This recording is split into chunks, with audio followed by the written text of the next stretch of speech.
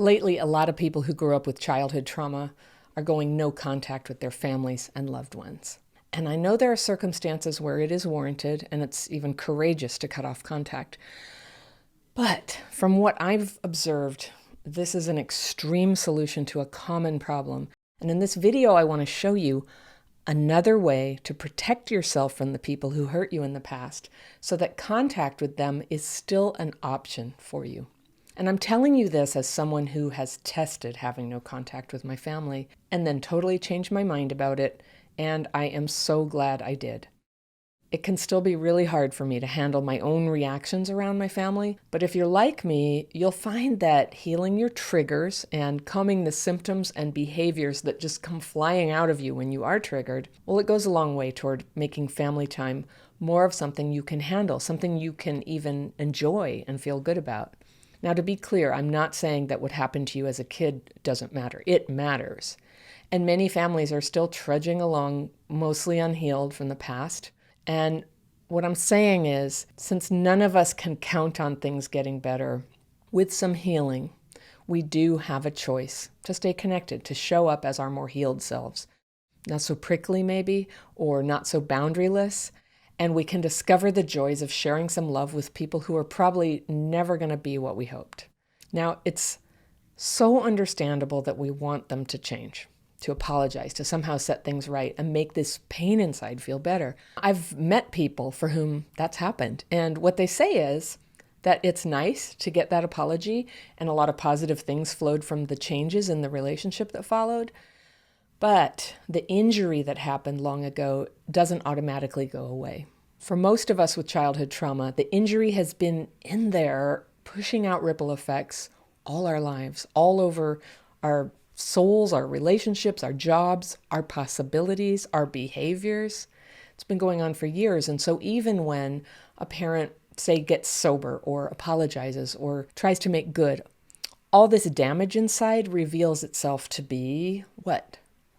Our problem. It's inside. It has nothing to do with them anymore, and therefore they can't fix it. Now, make no mistake, you did not deserve to be neglected and abused as a kid. You deserved safety and love, surely by virtue of being a child. But your happiness is no longer in the hands of the people who hurt you. It's in here. This is yours to heal. So this is all my lead in to the question of, should you go home?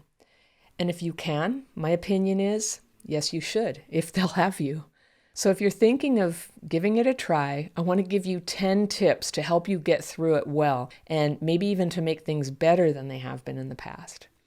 So first, if you go, own this decision and go only if you actually want to go. Don't go kicking and screaming and complaining because someone else wants you to go. You may have mixed feelings, but once you decide to go, just take 100% responsibility for the decision. And if things go badly, you don't have to blame anybody else for making you do it. I'm not even giving you tough love here. It's just common sense. Now, unless you're a child or very old or severely disabled, you always have a choice about where you spend your time and with whom. So you can say no. And if you can't handle the interactions without hurting people, you probably should say no. All right, second, as you consider the decision to go home, despite having mixed feelings, just go slowly. Don't go impulsively. Take enough time to think through the kind of stressful situations that are likely to happen and how you can prepare for them. How to have boundaries, right? Now, those of us who grew up with abuse and neglect are usually terrible at boundaries, at least at first. And the people who have known us for a long time are often shocked, and not in a good way, when we actually say no to some of their expectations or throw up parameters to take care of ourselves. They've maybe never seen us do that before. They've maybe never seen anybody do that before. So the third tip is to go ahead and have boundaries, but don't use them as weapons. Don't call your dad and say, okay, but this time I will not tolerate such and such, or I'll come, but only if mom agrees not to drink. Your boundary can be to come or not come. Your boundary can be to have a plan B to take care of yourself if your mom gets drunk. But a boundary can't be a demand that another person do something or not do something, or to make a promise that you and they know perfectly well, if you're honest, that they probably can't keep. And anyway, Leading with demands and warnings will be perceived as aggression, and you'll very likely be met right back with aggression. If you have years of this kind of dynamic going on, then really any positive change you make can seem threatening. So don't blow your horn about it. Just say, it'll be great to see you, and show up. And if mom gets drunk, don't argue, don't make a fuss. Just with as much gentleness and non-judgment as possible, just shift over to your plan B until you're ready to carry on with the family, maybe the next morning when she's sober again. And I'll talk about how to have a plan B in a minute. The fourth tip, acknowledge the emotions, which probably involve a lot of sadness, anger, disappointment, shame, feeling ignored. See, you can tell I've been through this before. Acknowledge that you're having these feelings and see if you cannot have to talk to your family about it. If you have someone there who totally understands and supports you, great, mention it. But try not to get carried away with how bad you feel, just like dwelling on it, savoring it, telling stories. These are feelings. They're normal under the circumstances. And in a troubled family, it's just a terrible idea to try to get the people who hurt you to listen or, God forbid, help you with your feelings, especially while you're stuck together in one house or worse, a car. It's a fight waiting to happen. Don't do it. It's not going to make you feel happy or vindicated or anything positive that you might be imagining. The fifth tip, limit your time in situations that stress you. Try limiting contact to 30 minutes or 2 hours or whatever you like, so you have a way to step back and calm down if the need arises.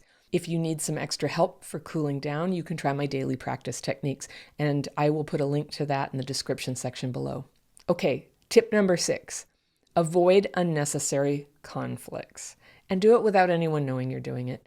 There is a time and a place to express yourself and set the record straight with those who have wronged you, but family holidays are probably not that time or place. And if you've decided to visit home and you want to have a good day, make a decision to stay polite and stay out of conflict.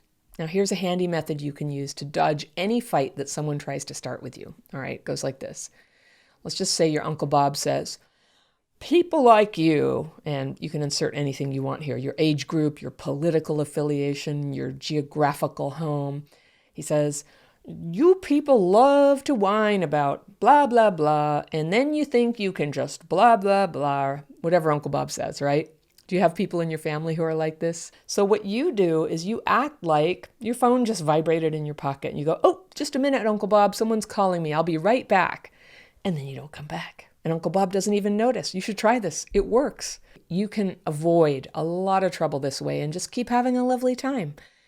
Even if a family member is cruel or high or trying to stir up a fight, if you can neutralize your negative reactions, you will be amazed how differently everything can go.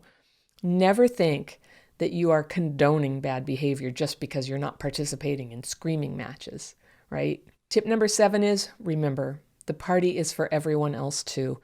You may be feeling hurt and judged, but sometimes the best thing for that is to take your mind off what you feel and think who in the room might benefit from a kind word, a little acknowledgement, a little connection. Okay, family get-togethers and holidays are hard for a lot of people.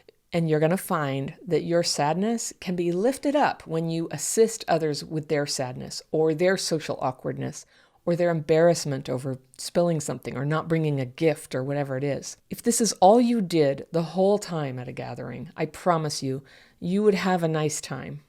Okay, 8th tip. Do I even need to say this? Don't talk about controversial things. When people talk about politics and religion and money and that kind of thing, you can just smile and nod and listen, or you can say neutral things like, I see what you mean, or or good point, or I've heard so many people say that they feel that way too. It works. If you remember nothing else, remember this. This situation is not a good time to get people to understand that they're wrong in your eyes, or that you're right, or that you have reasons for the way you feel. Forget all that.